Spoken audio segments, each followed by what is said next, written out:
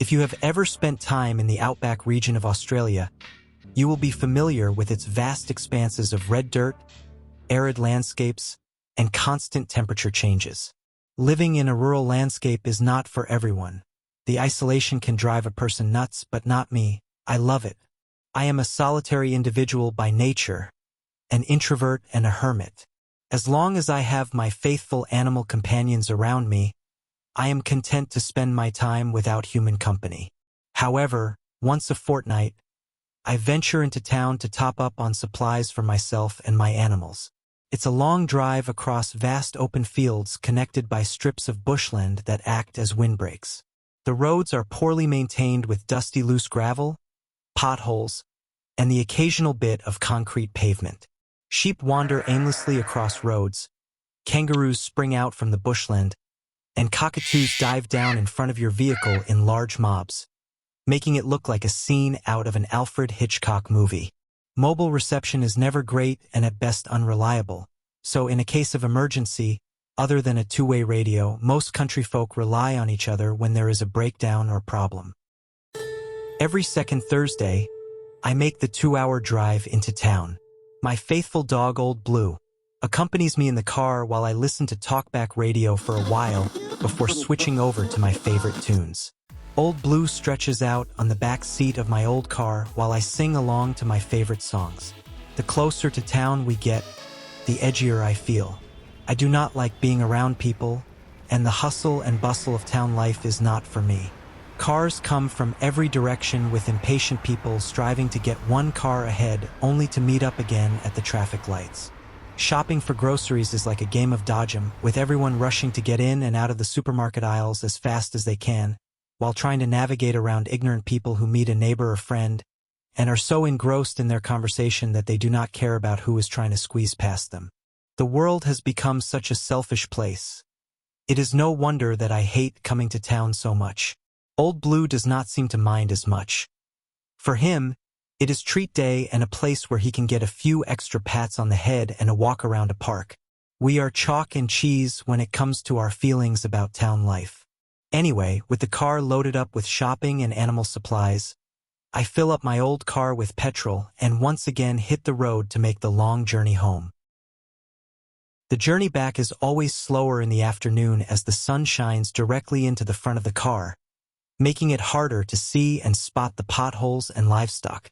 About an hour into the journey home, Old Blue gets fidgety and needs a toilet break, so I pull up just before the old bridge that has a nice flowing creek passing underneath it. I'm feeling a bit hungry, so I decide to make myself a sandwich and let Old Blue have a bit of a splash around in the creek. Not in a hurry to get home, I decide waiting for the sun to set is not a bad idea, as it will get rid of the constant glare that is taking a toll on my old eyes. I will have to drive slower once back on the road because around dusk the kangaroos and rabbits are out in force, ever ready to play chicken with my old car.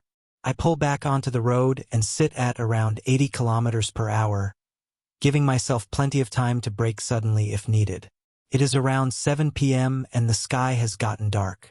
There are no clouds in the sky, so the stars glisten and the Milky Way is easily distinguishable. I crank my radio up, wind down my driver window to let the cool night air in. I sing loudly with Old Blue piping in occasionally with an excited yap when he spots kangaroos bounding across open paddocks.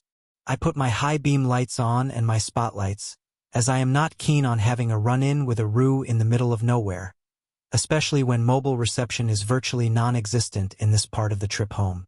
I am well lit up, and this will enable all creatures, great and small, to clearly see my old vehicle coming and hopefully give me a clear trip home.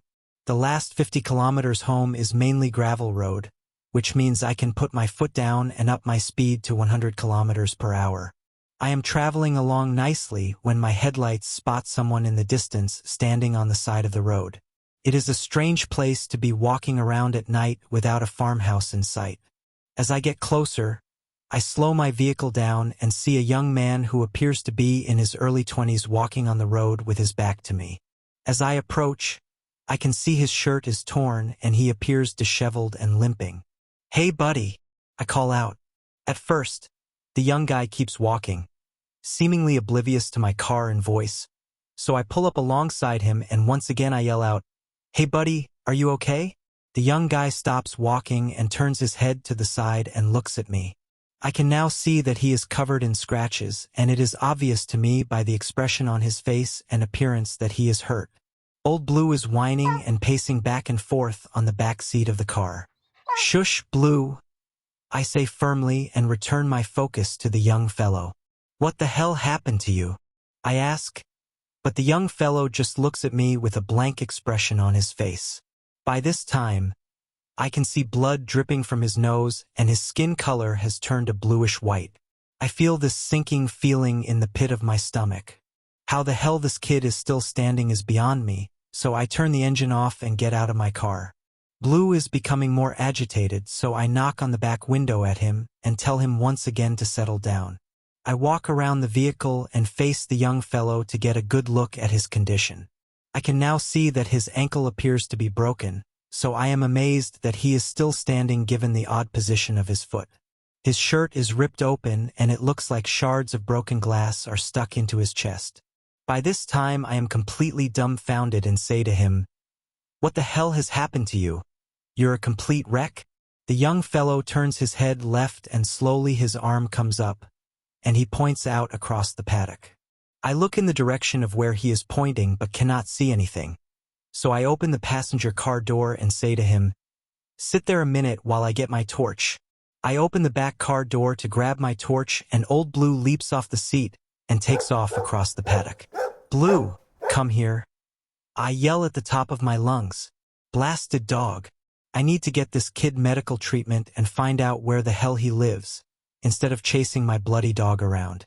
I turn back around to see the young fellow looking in the direction of the dog but not moving. "Come on, buddy. You need to get off that foot of yours and sit down. I'm gonna try get some help." He doesn't respond, so I grab my phone and hit the 000 button, and nothing happens. Bloody hell. I yell out, "No bloody mobile reception." I walk up and down the road, lifting the phone in different positions, trying to get a bar on my mobile. Old Blue is barking his head off across the paddock, so I put the phone in my pocket and shine the torch in his direction. This time I catch a glimpse of something, so I say to the young fellow once more, "Sit in the car, bud. While I fetch my dog, we need to get you help." I then climb through the fence and begin making my way towards the sound of Old Blue barking. As I stumble across the paddock trying to avoid tripping up, I spot a vehicle turned upside down on its tray.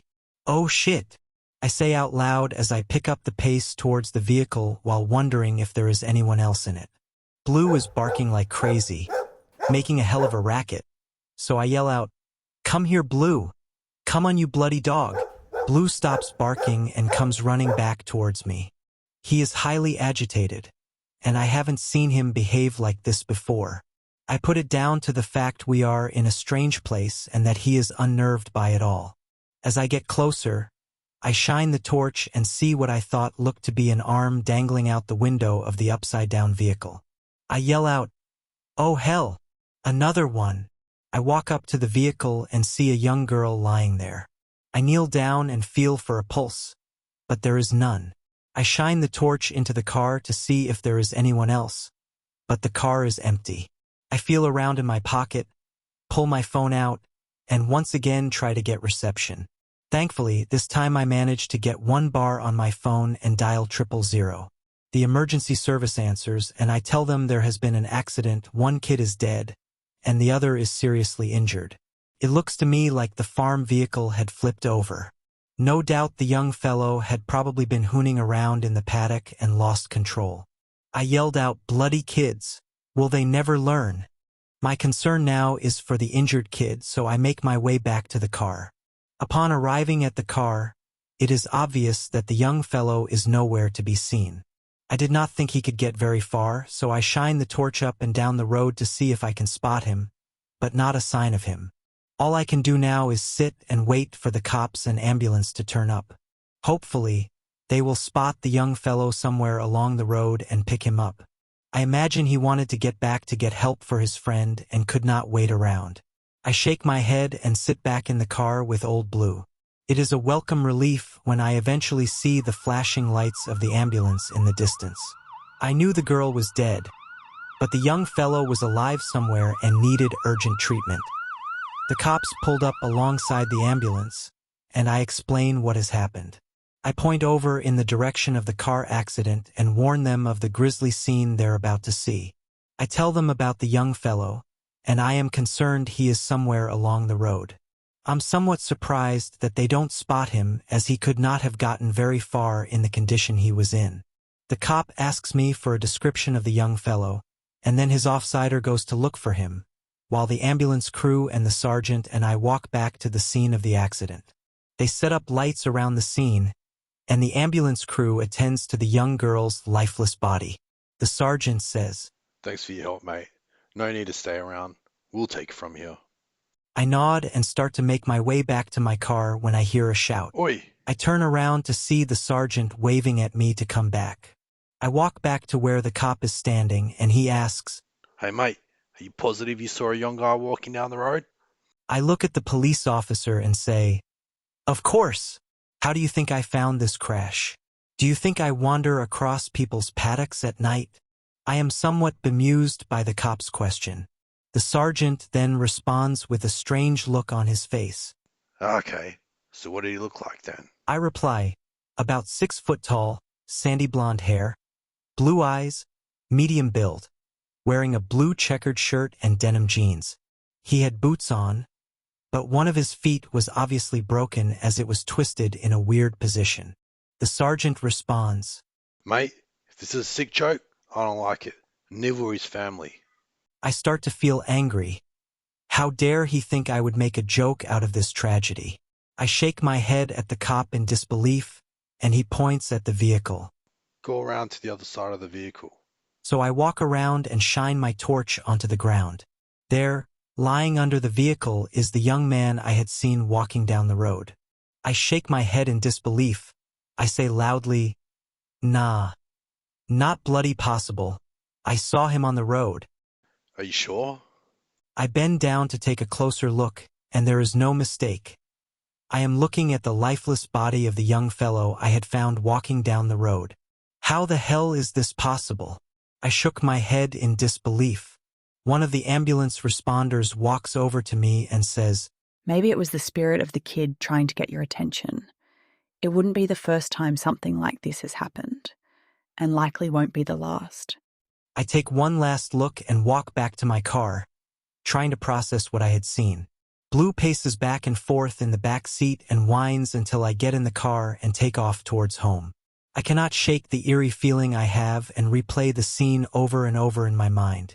Out of the corner of my eye, I suddenly realize something is in the back seat on the passenger side. Blue jumps through the middle of the car into the front passenger seat, and I swing the car off the road and stop. I look into my rearview mirror, and there sitting in the back is the young fellow I had just seen lying partially under his vehicle. I open and close my eyes a couple of times, thinking I was hallucinating. This shit doesn't happen to me. I said out loud. I turn to look directly at the spirit of the dead fellow. He points again to indicate he wants me to start driving again, so I do even though I cannot fathom what is happening. I watch him through my rear vision mirror while he keeps looking out the car window. I had driven about 5 kilometers when I saw car lights coming down the driveway from a farmhouse.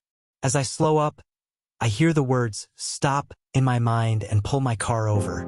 The car that was coming up out of the driveway rushes past me and turns in the direction I had come from. I watch the car take off and see the spirit of the young fellow's gaze follow the car. Then suddenly he disappears.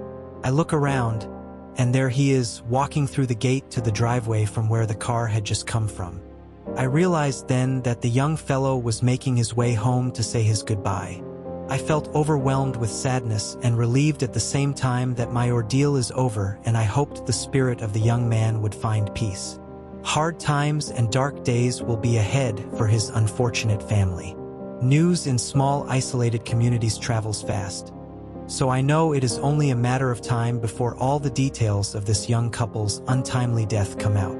I have kept my experience quiet and will not give out names out of respect for the families. However, I will never forget my experience and the night I had my ghostly encounter.